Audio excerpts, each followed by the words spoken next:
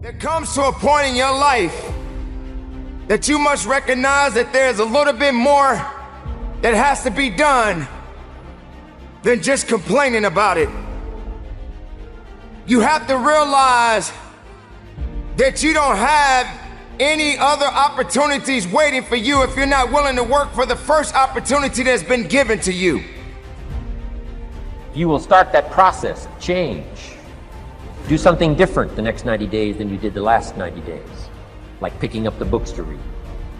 Do something different, like the new health disciplines, relationship with your family, whatever it is, doesn't matter how small it is. If you'll start doing different things with the same circumstances, since we cannot change the circumstances, we can change ourselves. We can change what we do. You don't have a lot of time left, so there's no reason to complain. You're not even in a position to complain. You have to figure out that there has to be another idea about you, and you have to understand that there has to be something even greater and more challenging waiting for you. Work your ass off. You never want to fail because you didn't work hard enough. It doesn't matter in what area you're in. No pain, no gain. Work your butt off. That's what I always believe committed. What you do is work.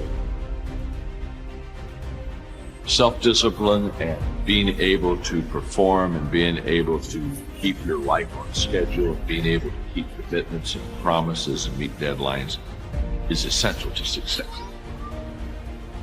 Do it with everything that you have. Develop the habit of giving more than what you're paid for. Develop the habit of setting standards that others will be measured by. Someone said, do not go where the path may lead, but go where there's no path and leave a trail. But if you can begin to harness yourself and say that where I am, I'm going to do the best I can with what I got, because that is an expression of who I am. If you get into the habit of just being mediocre, it will become a part of your consciousness. If you get in the habit of giving less than what you have within you to give, it will begin to reflect itself in your personality. It will begin to damage you psychologically. And you don't want to be a part of that kind of self-destructive behavior. And so you want to set some high standards for yourself. The next thing, part of what feeds that hunger, you've got to develop a sense of urgency. Well, you said, stop living your life like you have 1,000 years to live. In life, you're either here today and you're gone today. If there's something that you want to do and you can't do it all at one time, do just a little bit of it. I like what Robert Schuller says. He said, by the yard it's hard, but inch by inch, anything is essential. Believe in your ability to figure things out.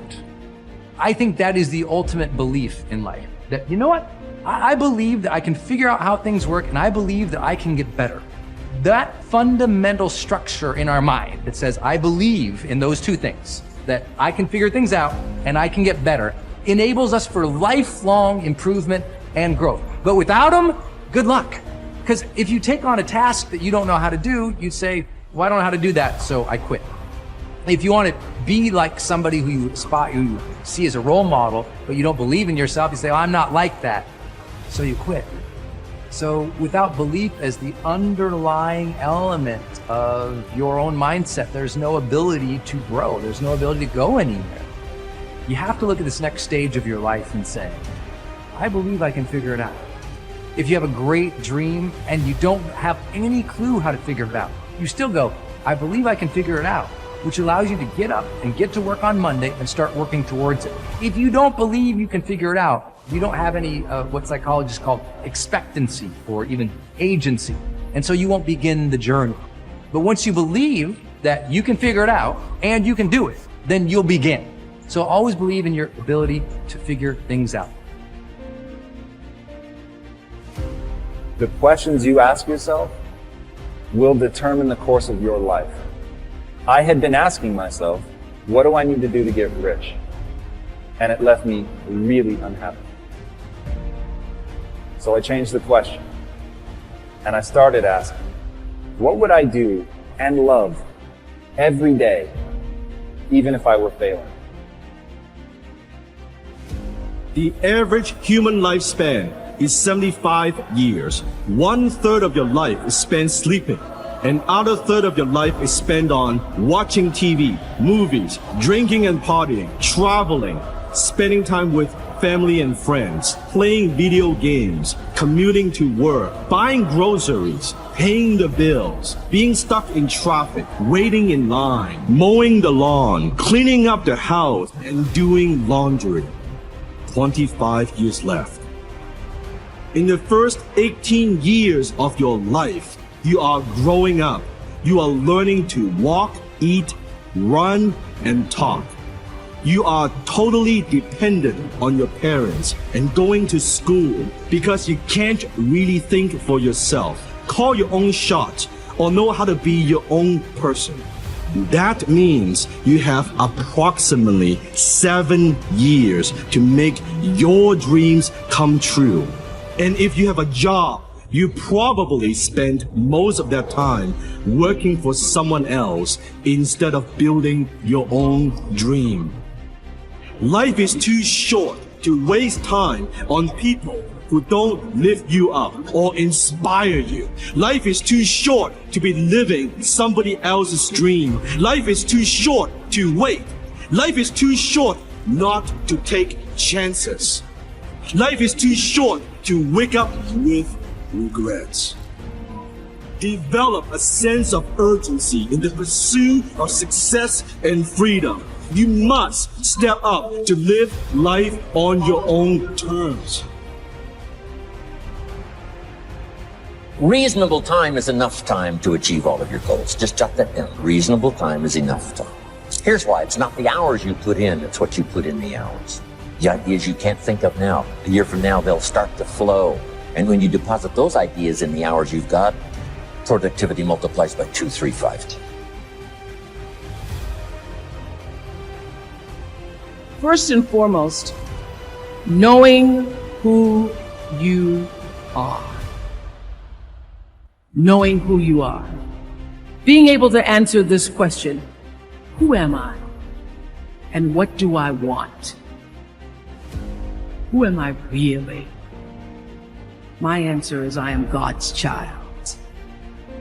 I am that which is born of all that is.